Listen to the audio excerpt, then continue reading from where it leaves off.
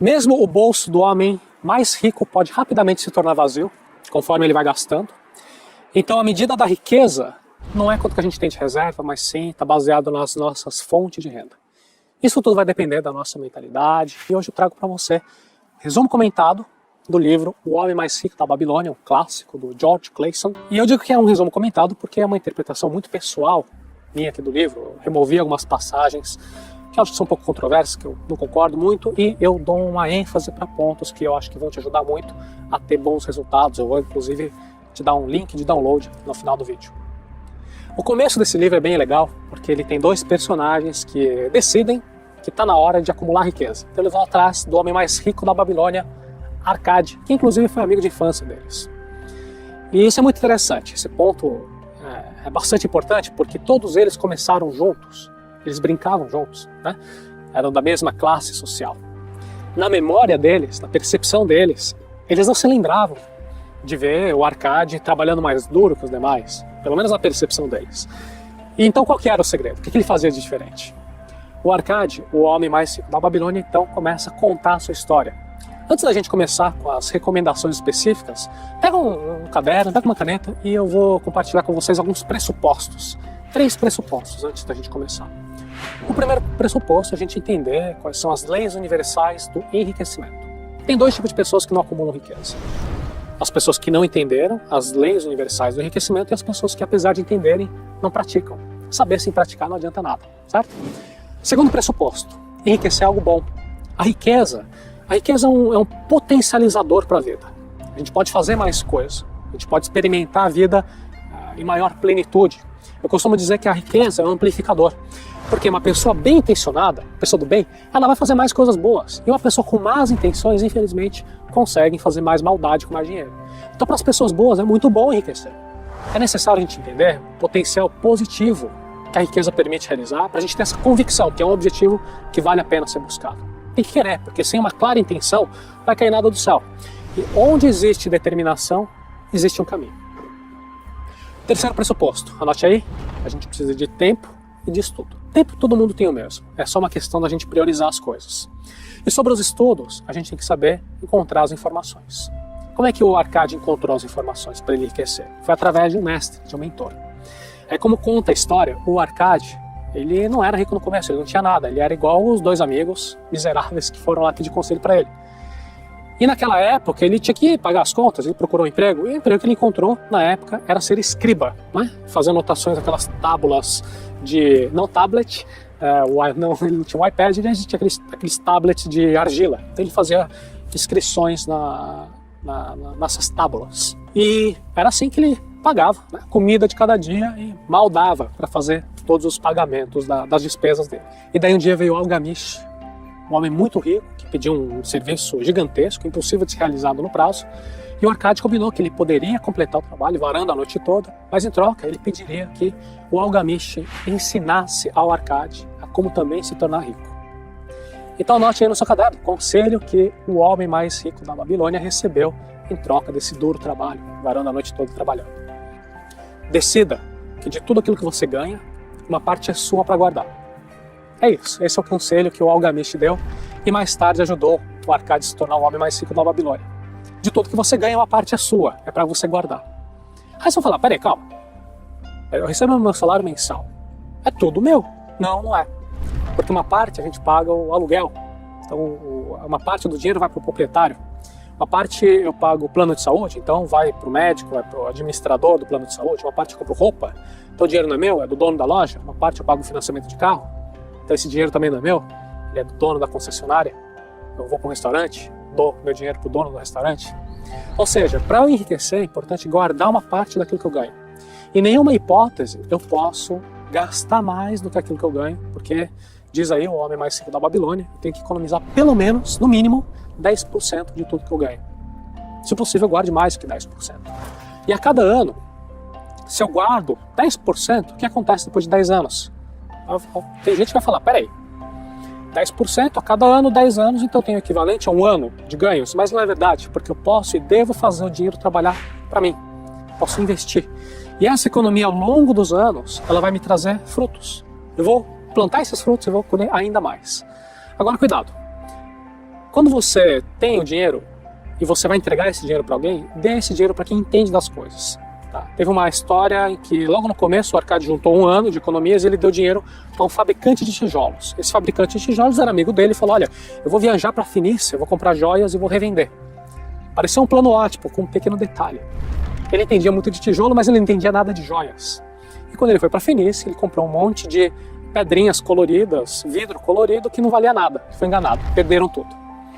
Provavelmente você conhece uma história parecida no nosso mundo contemporâneo hoje. Alguém que vai se aventurar numa área em que não entende muita coisa e acaba perdendo tudo. Pelo menos o Arcade ele já tinha o hábito, já tinha adquirido aquele hábito de economizar 10% a cada mês. Então nos próximos 12 meses ele continuou economizando, ele procurou um melhor investimento. Ele procurou comprar bronze para um fabricante de escudos. Então vejam o progresso no acúmulo de riqueza do Arcade. Primeiro ele começa a guardar uma parte daquilo que ele ganha, pelo menos 10%, no mínimo 10%. E depois ele começa a estudar para identificar bons investimentos. Mas ainda falta uma parte importante. O lucro desse investimento, desse empreendimento de bronze, para fabricar escudo, o que ele estava fazendo com esse dinheiro? Ele pegava o dinheiro e gastava em banquetes, bebidas, roupas bonitas, finas. Quer dizer, todo o fruto do investimento estava sendo consumido. Aí veio o mentor, obviamente, deu uma bronca, obviamente, do Arcade e falou: olha, se você quer enriquecer, você não pode fazer isso, você tem que plantar os seus frutos. É isso. Bem simples, né? Então, para enriquecer, primeiro a gente tem que querer. Somente querendo que a gente consegue algo. E daí a gente vai atrás de aprendizado. E por fim, nós vamos praticar. O que a gente tem que aprender e praticar? Nas palestras que eu dou falando nesse livro, O Homem Mais Rico da Babilônia, eu costumo falar de 3 mandamentos. Isso não está no livro, é uma forma minha de explicar, uma interpretação minha, tá? Primeiro mandamento: gaste menos do que você ganha. No mínimo você vai guardar 10% do que você ganha, se você puder, guarde mais. Sempre lembrando de, obviamente, aproveitar a vida, sem exagerar. Não tente guardar exageradamente mais do que você consegue, porque daí você perde o fôlego, não consegue dar continuidade de longo prazo. Para controlar nossos gastos, primeiro a gente tem que entender uma coisa: os desejos são infinitos. E conforme a gente mais ganha, mais o nosso desejo aumenta. A gente quer uma casa melhor, um carro melhor, roupas melhores, quer comer em restaurantes melhores, não é? E esse comportamento pode levar a gente à ruína, independentemente de quanto que a gente tem de dinheiro. Por quê? Porque o desejo é infinito. Então, antes da gente assumir qualquer gasto, vamos sempre lembrar disso. Gastar menos do que a gente ganha. E daí a gente vai definir os nossos gastos, vamos controlar os nossos desejos e contentar em viver uma vida em que, naturalmente, ninguém pode satisfazer plenamente todos os desejos. Isso é loucura. Os desejos não serão plenamente satisfeitos. Isso é normal, faz parte da vida. Existe um outro gasto, uma categoria especial, que é o financiamento para casa própria. O Homem Mais Rico da Babilônia diz que todo mundo deveria ter sua própria casa, onde ele mora. Então o conselho seria você fazer um planejamento para você ter a sua morada e você evita pagar aluguel durante a vida toda. Esse conselho, na minha opinião, é muito importante, mas a gente tem que avaliar com cuidado, porque não é uma regra absoluta. Tem que saber implementar bem esse conselho. O custo do financiamento, ele tem que ter um preço justo. Se os juros forem muito altos, pode não ser uma boa escolha para dedicar meu dinheiro. Pode ser interessante ou até prolongar um pouquinho a fase que eu pago o aluguel, mas não é só isso não. Você tem que também levar em conta que as novas gerações gostam muito de mobilidade e o imóvel pode dificultar algumas mudanças de planos adiante. Então, tudo tem que estar em sintonia com os planos familiares. Por outro lado, o imóvel, quando ele é bem escolhido, uma área talvez ainda carente de infraestrutura, que tem um grande potencial ainda de urbanização, ele é um investimento que tende a aumentar muito. Você pode valorizar muito, isso pode ser muito bom. Segundo mandamento: faça boas escolhas. Apenas considere conselhos de pessoas que sabem do que elas estão falando, de pessoas experientes, que têm resultados, pessoas bem intencionadas. Não perca dinheiro. Conforme você vai acumulando riqueza, vai aparecer muita oportunidade imperdível, geralmente parentes, amigos, bem intencionados, mas que estão caminhando para uma roubada, eles vão te chamar para ir junto. Então, ao invés de você se encantar com uma possibilidade de um ganho incrível, mirabolante, prefira, em geral, menor ganho, menor risco, porém um ganho mais certeiro. Um investimento com uma boa liquidez é aquele que você pode resgatar quando você precisa, com mais agilidade quando é necessário. Na vida nós estamos sempre expostos a muitas oportunidades. Eu vou falar um palavrão agora. Sabe o que é um procrastinador? Procrastinador é um enrolador, aquele que deixa para mais tarde, aquele que se ocupa com outras atividades de menor importância, só para ele poder se distrair e fugir daquilo que é mais importante, um pouco mais complicado. O procrastinador, ele deixa a oportunidade passar, ele deixa para depois. Ele acha que ele não tem tempo, ele acha que agora não é a hora certa, ele pensa, não, tem que pensar com calma. Vai. É interessante ver que o livro, O Homem Mais Rico da Babilônia, ele dá uma ótima lição de produtividade para nós. Um dos maiores inimigos que nós temos, né, as finanças, é a falta de capacidade de decisão. Oportunidade aparece, nem sempre ela vai ficar lá. As boas oportunidades você tem que agarrar antes que outra pessoa venha, ou que as circunstâncias mudem, ou que a oportunidade deixe de existir. Então, não tomar uma decisão pode acabar se tornando a pior decisão de todas. E se nós temos o absoluto controle do nosso hábito de protelar, de enrolar, de procrastinar, nós vamos ser dominados por esse inimigo, né? Veja, nenhuma pessoa pega o salário do mês e joga pela janela ou taca fogo. Ninguém abre a porta, né, da casa e fica esperando um ladrão aparecer para roubar a casa. Por que então que a gente, livremente, por nossa própria vontade, a gente desperdiça o nosso tempo com inutilidade? Você sabe o que eu estou falando. A gente faz hoje aquilo que vai me causar mal amanhã, e eu deixo para amanhã aquilo que poderia começar a me trazer um bem hoje. Então fica essa pergunta para reflexão. Terceiro mandamento: invista as suas economias para que elas tragam frutos, e daí você reinveste os frutos. Prefira um risco baixo, evite perder dinheiro com operações arriscadas, em golpes que oferecem um ganho astronômico com pouco esforço. Evite investir naquilo que você não conhece. Primeiro, adquira conhecimento. Tem um desdobramento dessa ideia de gastar menos do que a gente ganha, que eu gosto muito, e até vou listar de uma forma separada. Aumente a sua habilidade em ganhar mais. Aumente a sua habilidade em ganhar mais.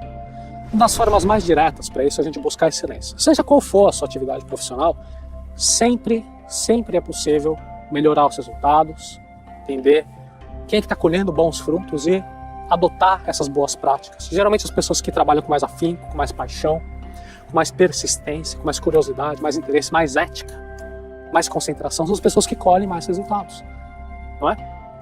E isso tudo vai permitir que a gente possa implementar melhorias no nosso dia a dia. Olha, sempre dá para melhorar o que a gente faz. Melhorar a qualidade dos nossos serviços, dos nossos produtos, a velocidade que a gente entrega um resultado, um carinho, uma palavra amiga, um respeito ao cliente, a dedicação, se você é empregado, a dedicação ao seu trabalho, ao seu emprego, ao seu empregador, aos seus colegas de equipe. Sempre dá para melhorar. E para isso a gente tem que ter humildade. Tem que estar aberto a críticas. Uma outra forma da gente investir bem é em conhecimento. Hoje eu tenho dinheiro, amanhã eu posso não ter. Mas o bom conhecimento me ajuda sempre a ganhar mais, constantemente. Principalmente o conhecimento de finanças, conhecimento de empreendedorismo, qualificação profissional, comunicação. Isso tudo vai me ajudar ao longo da vida toda. Então vale muito a pena investir em conhecimento.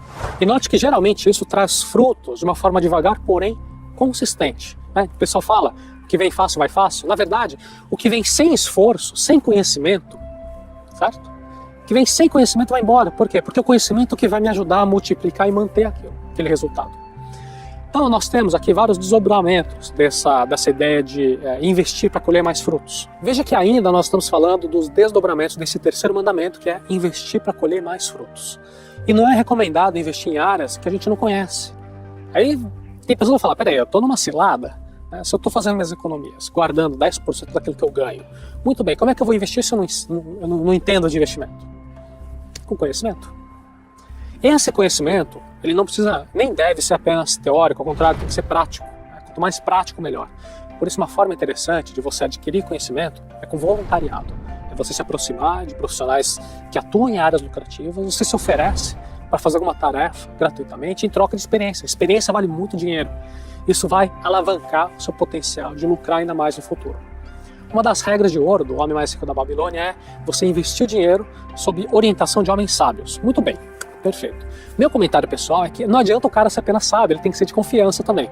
No Brasil a gente tem, infelizmente, uma quantidade muito grande de pessoas, más intenções, querendo empurrar pirâmides, falsas promessas, né? Até bancos, respeitados bancos, tem vários produtos financeiros cheios de taxa oculta de administração que vão prejudicar a sua rentabilidade. E ninguém vai te falar isso. É isso, vamos revisar então os 3 princípios? Primeiro, gaste menos do que você ganha.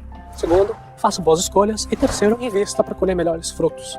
Esse aqui foi um vídeo bem rápido, eu vou passar para você, em algum lugar aqui na tela, um link de download, aquele download que eu te prometi, e da nossa atitude.